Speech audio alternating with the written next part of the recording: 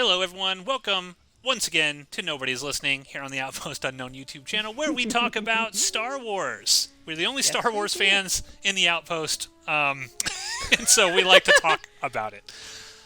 Now, I don't know that you ever responded to my evil plot, which was we all get to pick a movie. What if I just picked the first two episodes of Andor for mine? I think if you did that, you'd be starting off on a bad foot with, with very much everyone like, oh, really? I know, but the troll would be so delicious. The troll would be great.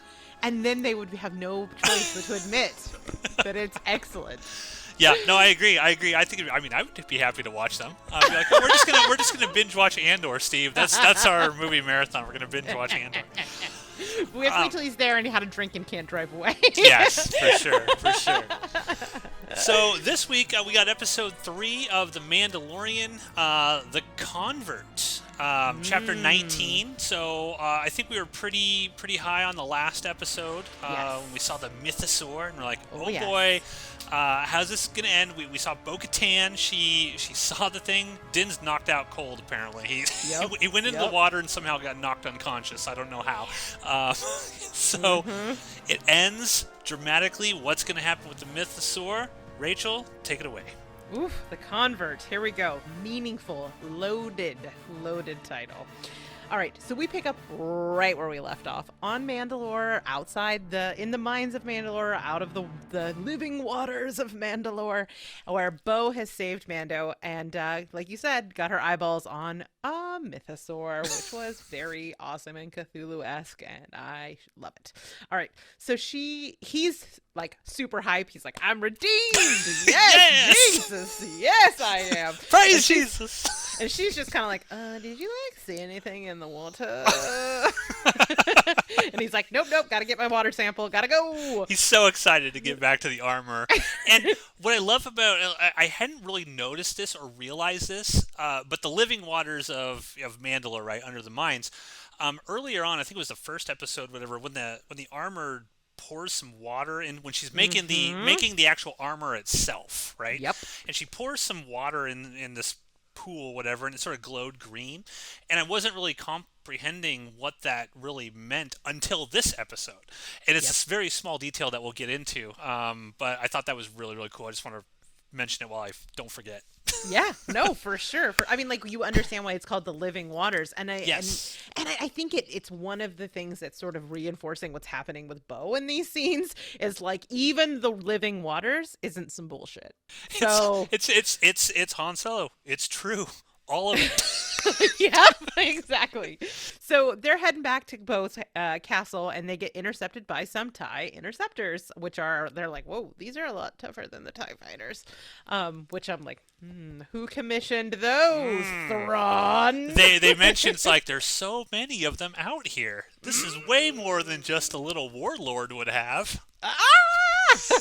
I got very, very excited. So Awesome scene, by the way. That action scene was like I've seen it described as like Top Gun Maverick style. I was gonna say 1000%, man. They're like flying in between canyons and stuff, and the CG, which I had been worried about going this, it looks so fucking great. I was like, they're putting all the money into this.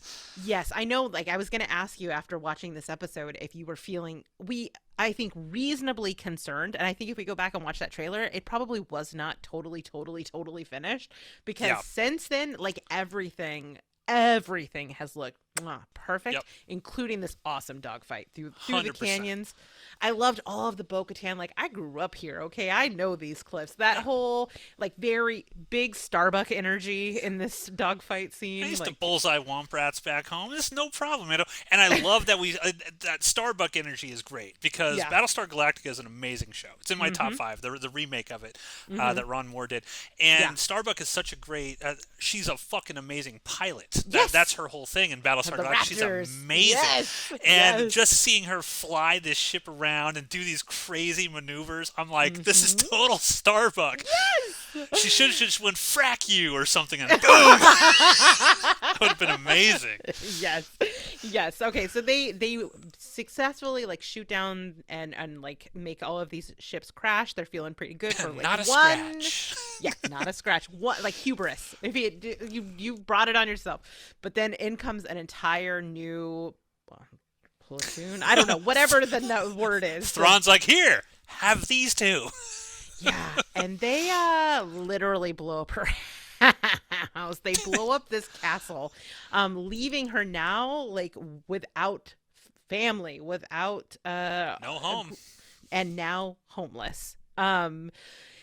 She of course wants revenge, but Mando talks her into fleeing, and so they take off. And we will circle back with them in a little bit. But first, we need to detour. It takes quite a while to circle back to them. It sure does. From here, we cut to Coruscant, where like right away, it's like we are very leaning into this holo technology that we saw in Andor. Which I want to ask you something here.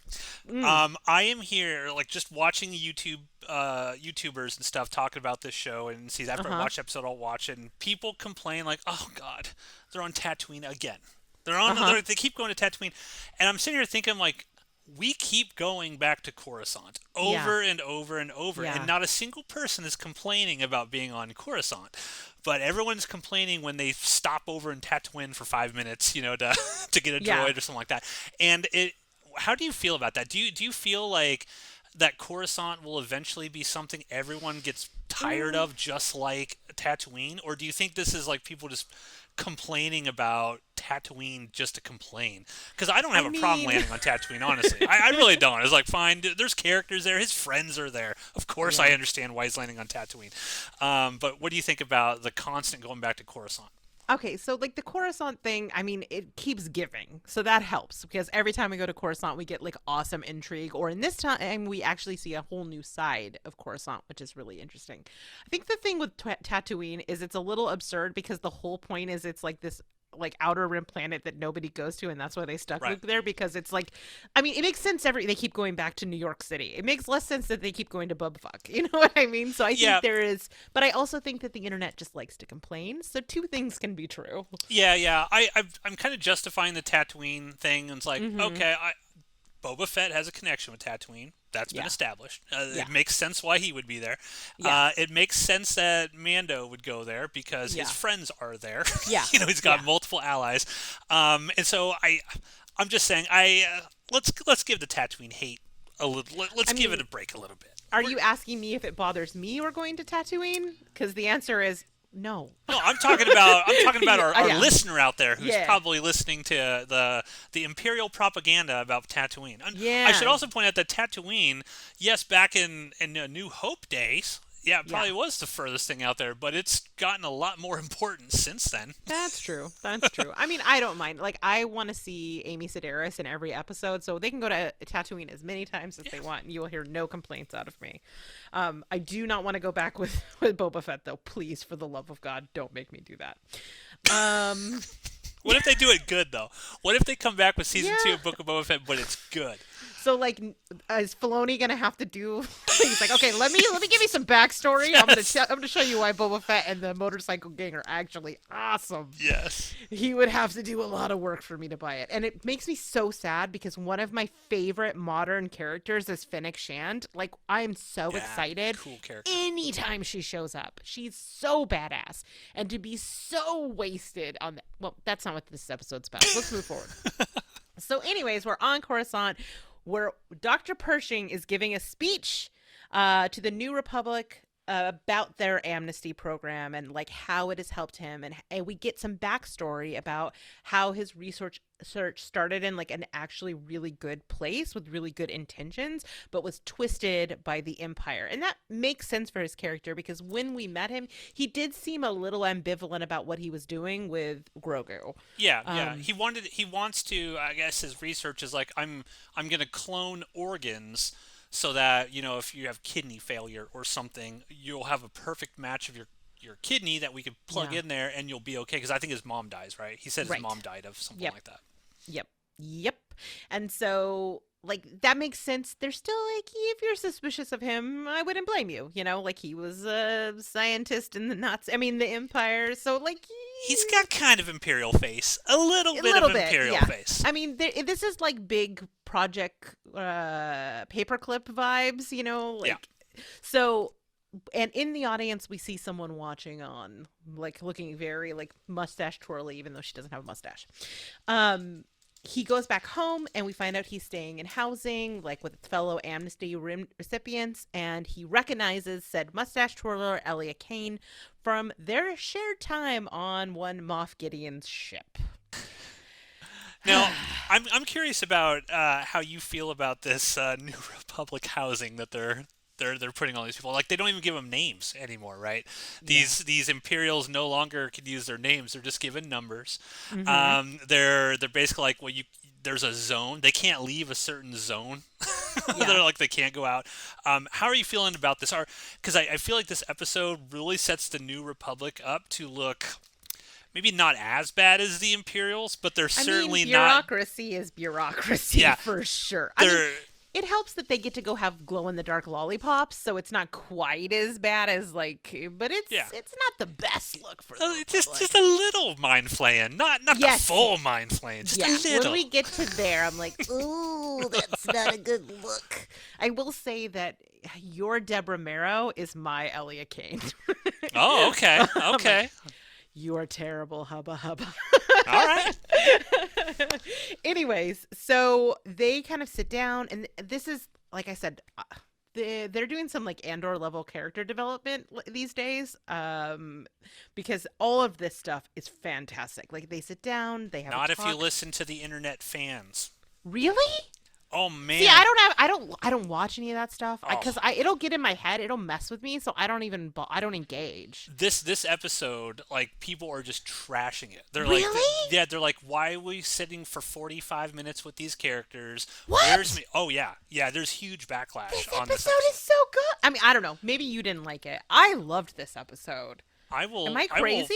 I will wait until we finish before I say what I thought of this episode. Okay. All right. Well, whatever. My hand is tipped. I like this episode a lot. So, because I'm actually really interested in, I don't know, maybe I'm a nerd. I like all of this world building. This to me is really interesting to have an understanding of like what's going on here. And I find Coruscant, like this part of Coruscant we've never seen before, really compelling. I don't know. I'm a nerd. What are you going to do?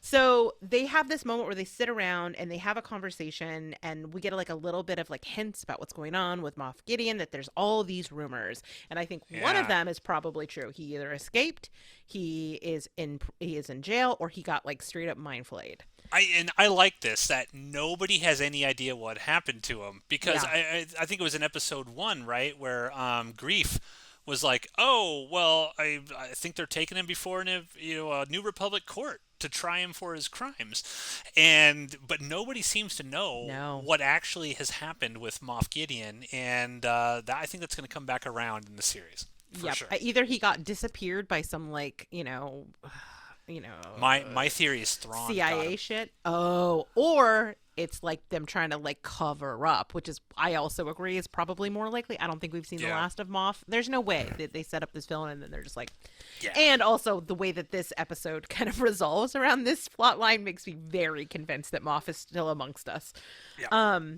So they have this great conversation where they talk about like little things about life during the Empire they missed. Like, and it's an apolitical conversation. They're like, no, we very down with the Empire. But like, what about the little things? And he's like, I loved these yellow biscuits. These biscuits. It's just like such a human moment. It's such a humanizing moment. And it like kind of... It does the thing which I love, which is gives us a view into the lives of just the people, like the regular ass people that existed in this world. Yes. I cannot believe, I guess I can believe the internet hates it, but I think this is such great writing. But if you just think about like I'll go ahead and tip my hand, because I think I mentioned this in Discord. I'm like, Mandalorian went Andor. Oh, And yeah, that's right. and You I did. and I love Andor is the best Star Wars show they've done. It's Yeah, without a doubt, it's the best. without a It's the doubt. best. Yeah. And again, yes, you're 1,000% right.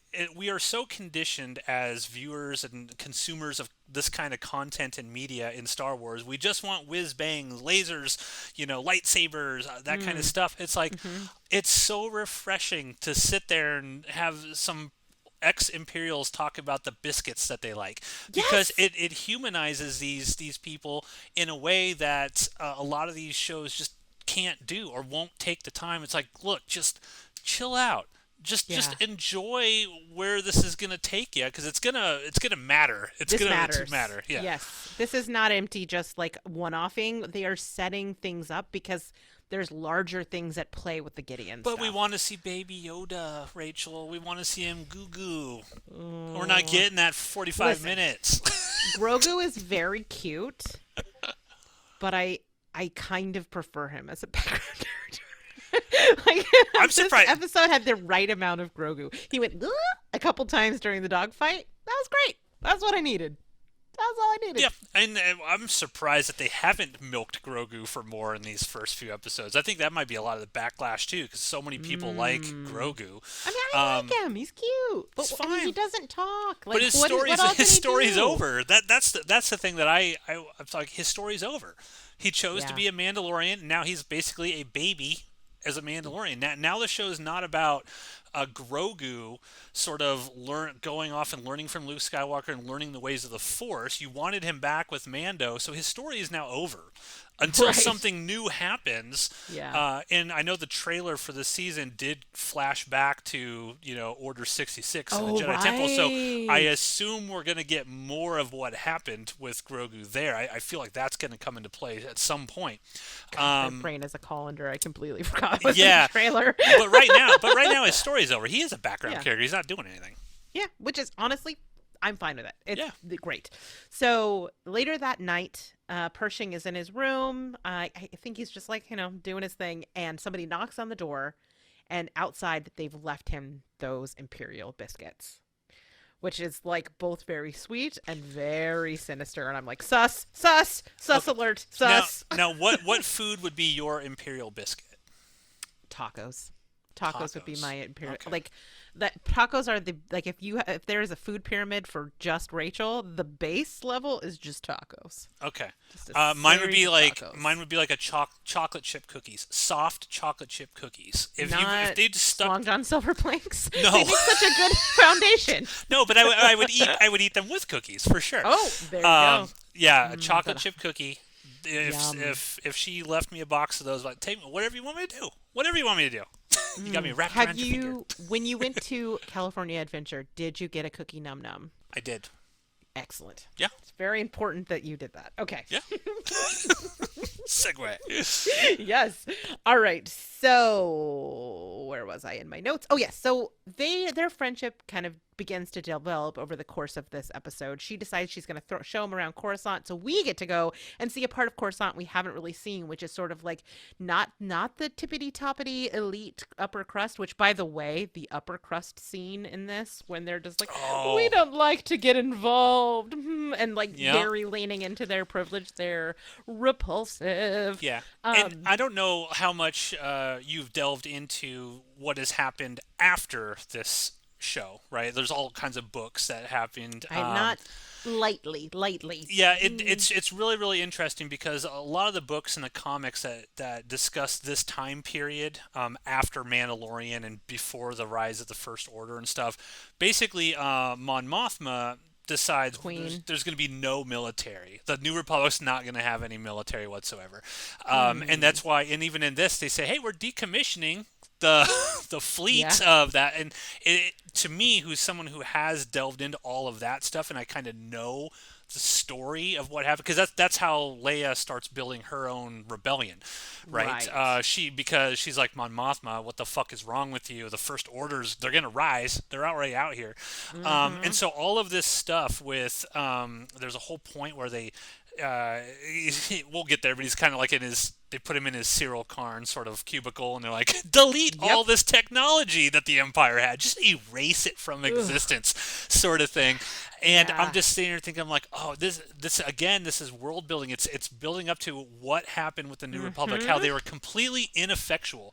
Like Mon Mothma, as much as we love her, Yeah. she probably was like, hey, we got to get rid of the military. I mean, this is dumb. We killed the Empire off. We're fine. Luke Skywalker's running around out there. We don't need the Empire. We don't need any of this stuff. I understand, like, the logic behind it and the, hey, I'm doing this from a good place. But it's Yeah. like the ramifications of Yeah. what occurs, leads to, obviously, everything we saw in the sequel trilogy. Yeah. Yep.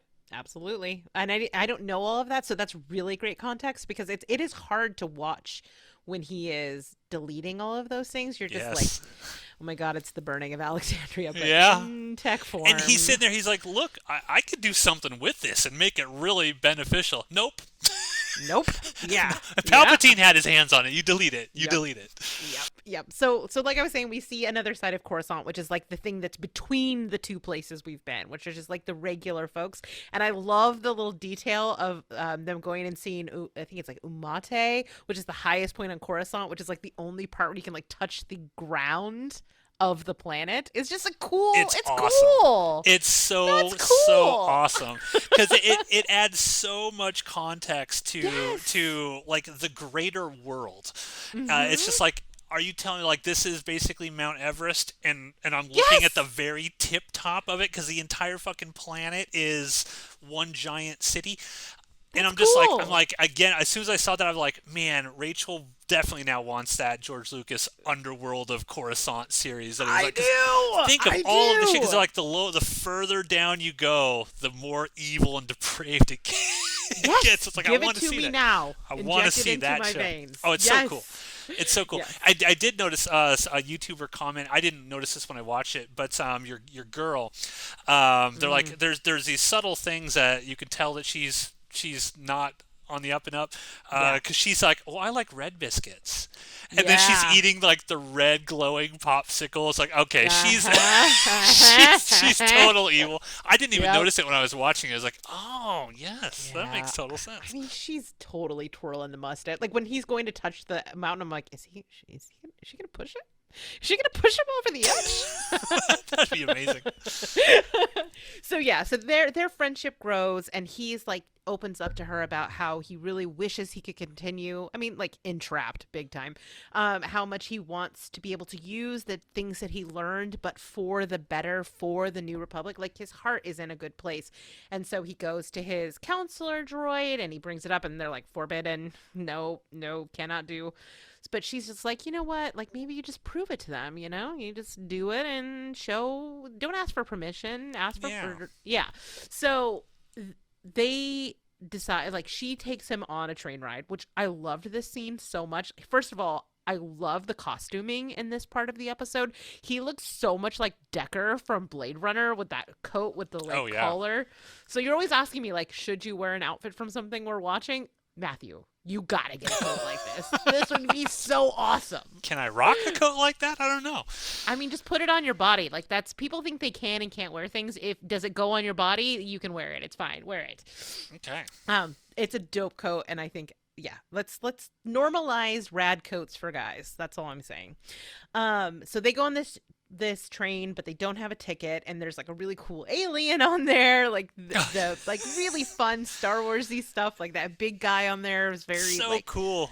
Yeah, it's like very like Ludo from Labyrinth looking. I love seeing new alien designs. Like it's like, okay, yeah, I like seeing Wookiees and Rhodians and all that stuff, but I love it when they just populate these worlds with different species that we've never seen before. And it's like, oh, I want to learn more about those creatures. He was great. Yeah. He was so cool. Says nothing. He's just looking at him. I know. So judgy. So judgy. Either that or he was just jealous of his coat. But so when the droids come with their ticket, which I love that even in the future they have ticket takers on a train. Yes. But it like becomes a chase through the train. And I don't know. I loved it. It was cool, like action beats. I'm trying to remember what it reminds me of. I like anything on trains.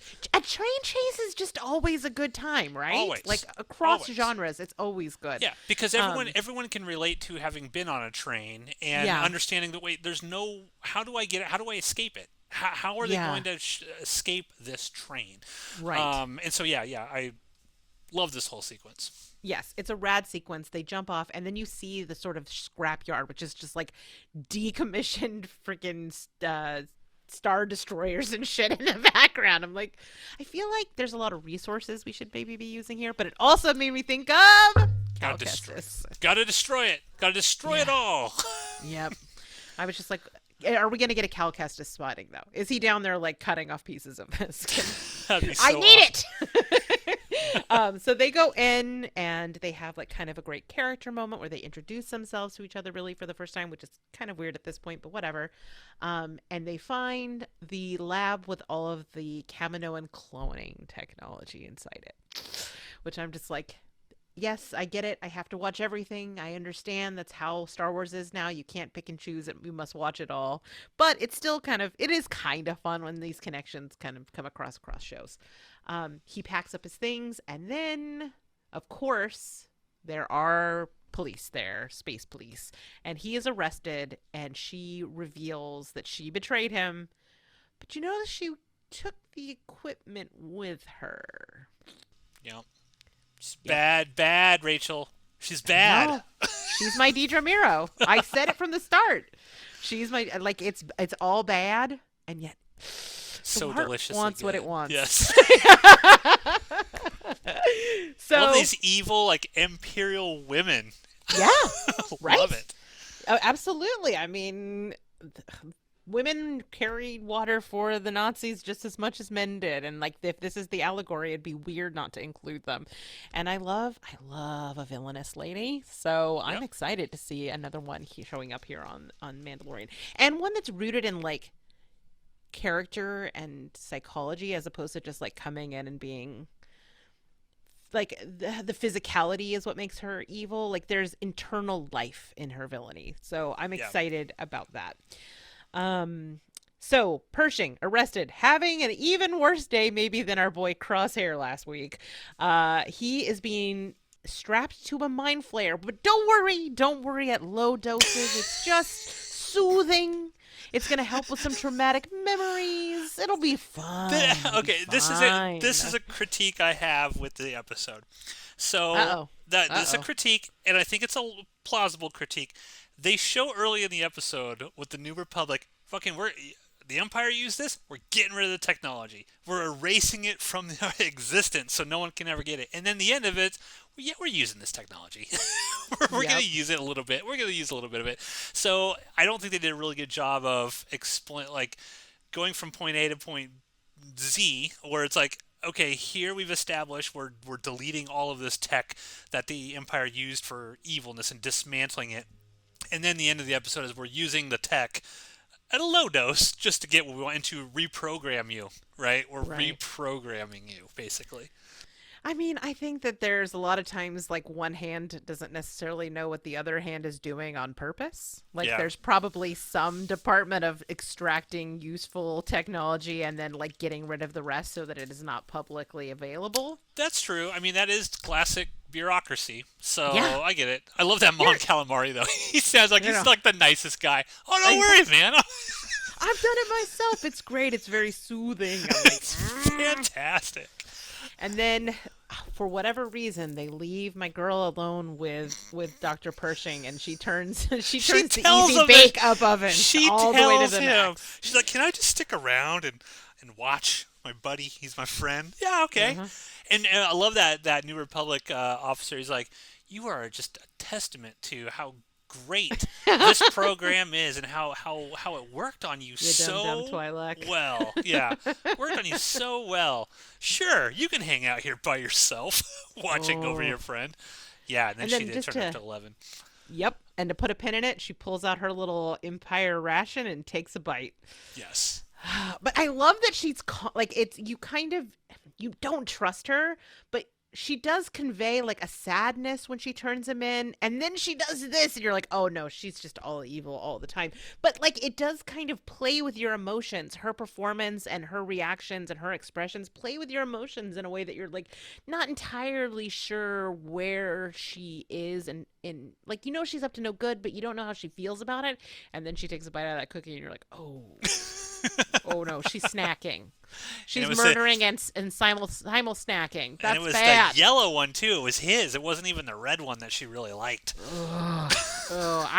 This is like space. I drink your milkshake, but it's I eat your biscuit. Oh, I love it. Okay, so we do get one more, I think, really important scene where we're back on the mysterious planet where the Mandalorian covert is hanging out. And Mando's so excited. Oh, yeah. He is. He's like, yeah, he like gets bebopping in there, and they're just like, nope. Slow your roll. Especially like Big Daddy Mando. I don't know his name. I'm sure he probably has a name. It's a Vizsla. It's a God. What is his name? Big Daddy Vizsla. Big Daddy Vizsla. Yeah, we'll go with that. All right. So Big Daddy played by Vizsla. Jon Favreau, I believe. Okay, that's actually, I think, important, right? Because we'll get there. Yeah. Vizsla, that's important information. So Big Daddy Vizsla is like, no, you're not coming in. You are an apostate. Get to stepping. And he's like, no. I have been bathed. I am redeemed. I have been bathed in the living waters of the mines of Mandalore, and I can prove it. They're like, shut the fuck up. Right. You liar. What are you talking about here?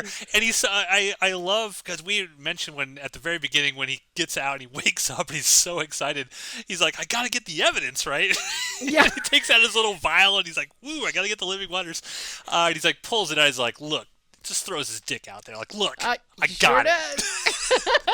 And the armor is like, all right, let's test the water. And that's when we see that it like phosphoresces. And that's what it means. That's what the living water is all about. Yep.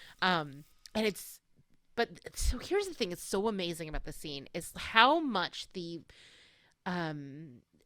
physical, like the body language that these actors communicate are able to really be so expressive, even with these masks on, because I feel like we watch so much happening with the armor, with Mando, yeah. And especially and Big Daddy Vizsla, and then of course most of all is Bo. So when they're flying over there, Mando has told her, like, you should definitely leave on your helmet. They don't like it. Yeah, I love that. Like, just be safe. Just keep it on. It's like, for them, it's like whipping out a titty. Don't do it. Like, keep the mask on. I'm like, but I want to see Katie Sackhoff's face.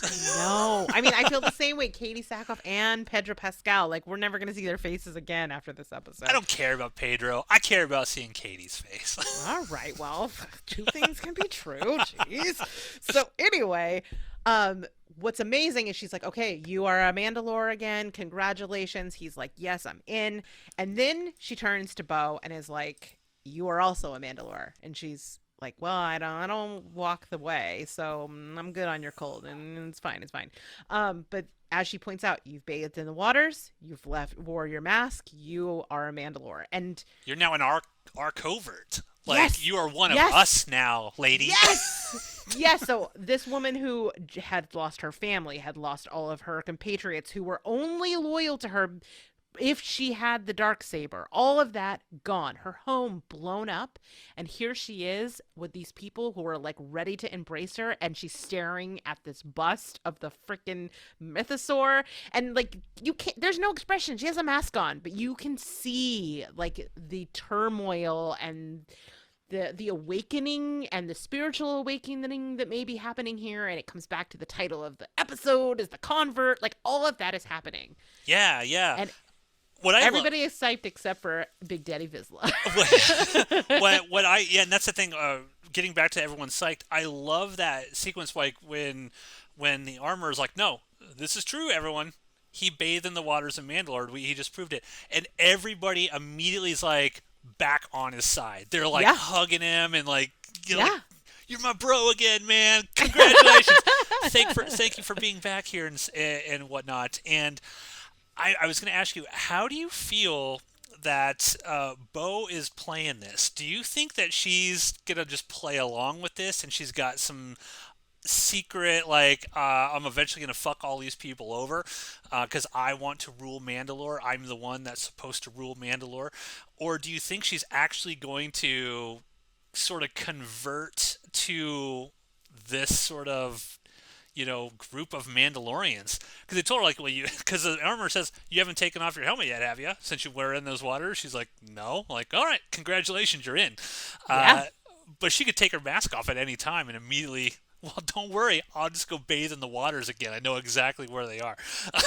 What do you think happens when you sneeze in those? Is there like some Mandalorian technology that wipes your nose, or do you just have snot face for life? Snot face Damn for it. life.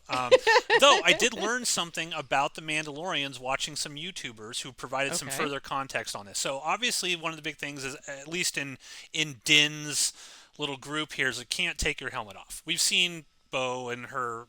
The Night Owls, they take their helmets off because they don't subscribe to that particular branch of extremism, for lack of a better word.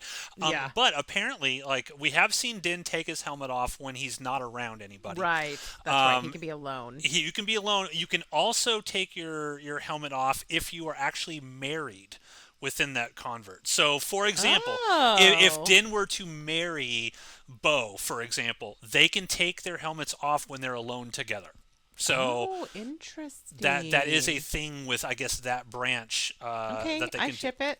Okay. So I'm not saying they're going to get married or anything. I'm just pointing out that's an interesting sort of. But I just want them to take their masks off, so I ship it. Yeah. So, but yeah, so I love this episode. I've seen just nothing but hate for it on the internet. That's wild. People were like, we don't care about Pershing, we don't care about all this shit, and I'm like, Why? it's so good though. It's now do I think the Pershing stuff could have been done better? I think there's an argument to be made that if you were cross-cutting this stuff happening throughout the first 3 episodes, so if we got Pershing in episode 1, which is only like 30 minutes long or whatever, can you give me some of this Pershing stuff in episode 1, set him up for 3, so it's not such a dramatic, it's not that Boba Fett dramatic, oh, well, we have an entire episode, it's not even about Mandalorian, basically. It's all about this other thing. I think that's what people are really complaining about. They complained about it with Boba Fett, where it's like, well, we like Mando, so we're okay with it, but why is there, I mean, Ronan says this all the time, a fucking Mandalorian, 2 episodes of Mandalorian in the middle of a show called The Book of Boba Fett. You're there to see Boba Fett. That's what you're there for, and you're getting this weird side quest out of nowhere, and most shows don't do stuff like this. Except for all of the Dave Filoni shows. Like, yeah. Have you seen Clone Wars? Have you seen Bad Batch? Yeah, but I this think is what he does. But your average thing, people don't do that. Like my mom, if she's watching The Mandalorian, she's gonna be like, "What? What is all of this stuff?" We're talking like the normies who are just there because, oh, I like The Mandalorian. It's just a cool show. I don't need to know all the backstory of everything that's going on. I can see how this episode would be kind of like a dramatic shift, especially since we haven't seen Pershing or these other characters since like season 1, right? Yeah. It's been a long time. I can see how it would be like a little like, what are we doing here? But the content is so good. Get over yourselves. Right? Just engage with the content, and it's really, really good. Yeah, I agree. To your question previously about Bo-Katan, I think she's sincere. I think as of right now, she's going through like a major, like a theological shift. The only thing that may be a problem is Big Daddy Vizsla, because we know the history of those 2 families. Yeah. And we know that the one thing that Mandalorians like better than rocket packs and helmets is infighting with other Mandalorian clans. Yep. And I think that is that's a tinderbox. It's going to blow up to some degree, and maybe that will set her spinning in another direction. But right now, I think she's in. Okay, I have the opposite feeling. I think she's playing all of these Mandalorians. I think she's going to go along with it. I think just the way that she kind of delivered the line where she's like, "You didn't see anything? All right, that's fine. I didn't see anything either." You know, just kind of like, why would you not tell Din there's a fucking mythosaur down there, dude? there's all this. I feel like Bo-Katan, she has goals. She has ambitions. I don't think she's going to become the leader of Mandalore hanging out in this extremist clan of Mandalorians. That being said, so that's kind of where I feel. I'm going to tell you about a rumor that's burning up the internet. Oh, geez. Okay? Oh, geez. We're going to get back to In the Clone Wars, Satine and Bo-Katan had a nephew. Oh, right. This is the third sister. Yes, yes, yes, yes, yes. The third sister. Okay, so Dave Filoni never addressed who that third sister was. Never mentioned anything about that third sister in anything since then. People are speculating again, wild speculation. There's nothing to get behind this yet. But the armorer knew exactly who Bo-Katan was when she walked in. Nobody mentioned her name at all. Didn't say, hey, this is my friend Bo-Katan. It was armorer's like, oh, it's Bo-Katan Kreese. Like, she knew exactly who she was. There's wild speculation is, could the armorer be her sister? The third sister that Dave Filoni never brought up again, but could bring back into this. What would your take? How would that make you feel if it turned out that the armor was related to Bo-Katan and her sister? I would love it because I feel like we have so much invested in the Kreese like family storyline to like revisit that. We know that they'll pay off things that are 10 years old. We just saw the damn Zillo Beast or whatever. So yes, so I think that would be really, really interesting because all of the interpersonal stuff has been so integral to all of the Mandalorian stuff. I do think that that's a hanging thread that I'd love to see circle back, especially considering so much of this stuff is potentially about like who should actually lead. So now she has another sister to have this conversation with again. Maybe she makes a different choice instead of turning against her sister like she did with Satine. This is maybe how she moves into like staying with the Night Watch or falling in line behind Din. I don't know. Yeah, and how would Big Daddy Vizsla feel to find out he's following the armorer as actually so there's that all explains kinds of, why she doesn't have a name.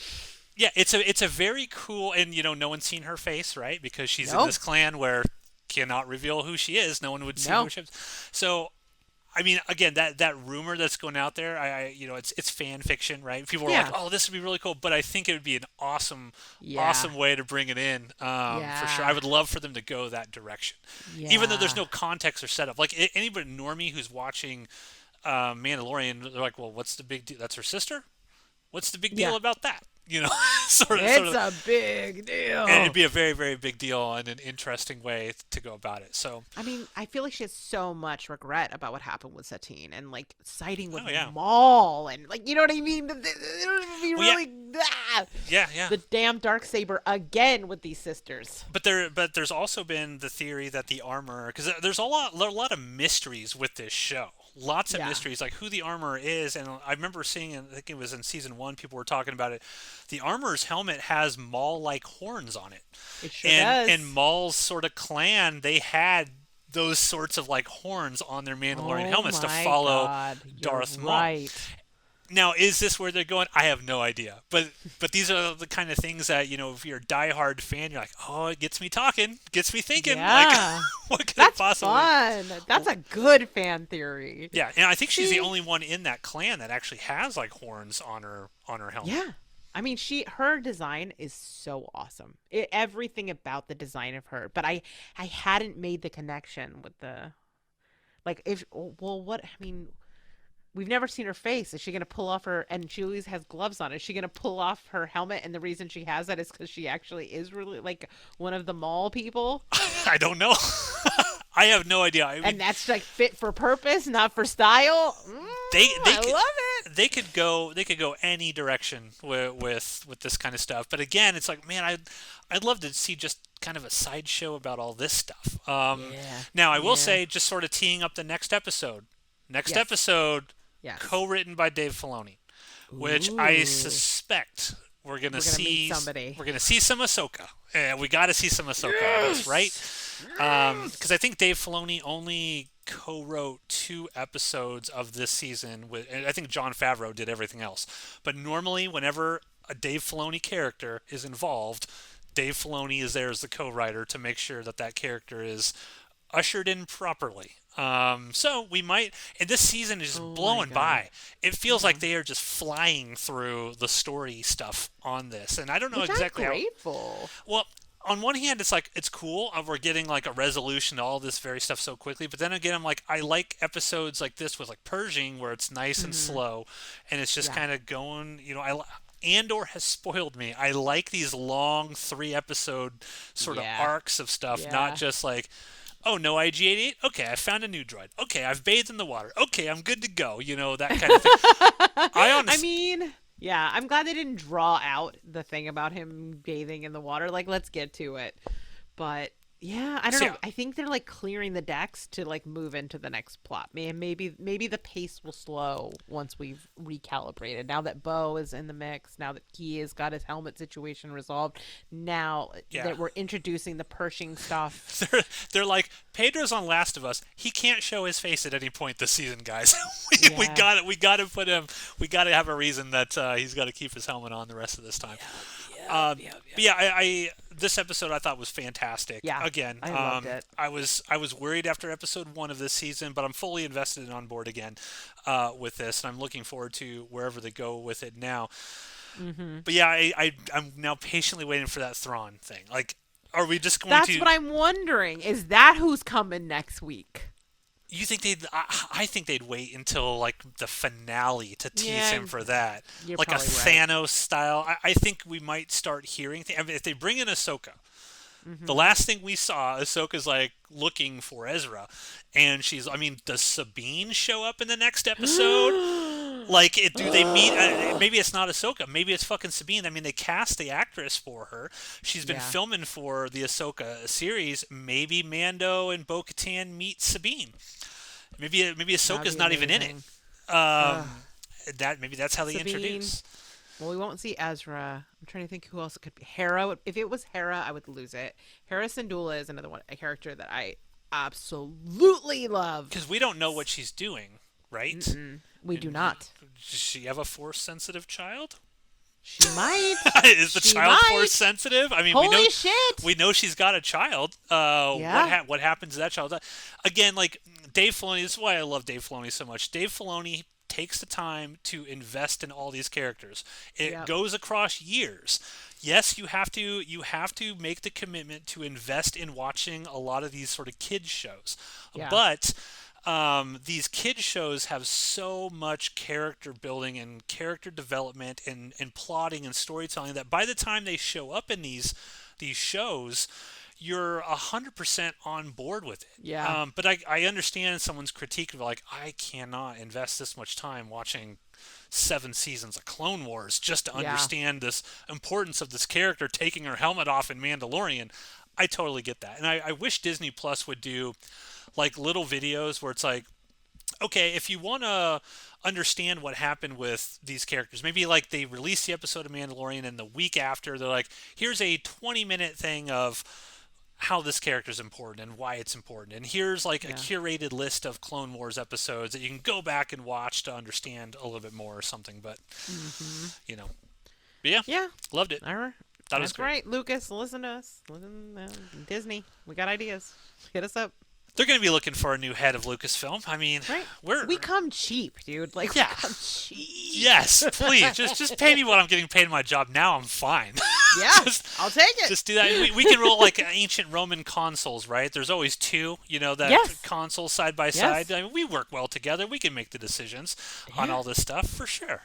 Yeah, for sure. I mean, it is Roman backstabby up in that that boardroom, so it makes sense. So yeah, that's episode 3, the converts. What's Bo-Katan gonna do? That's pretty a big life change to suddenly find out that you can't take your helmet off in front of anybody anymore. Yeah. Especially when you're walking around looking like Katie Sackhoff. What a waste. I know, and I'm just thinking that like just popped in my head. What happens when she meets the Night Owls again?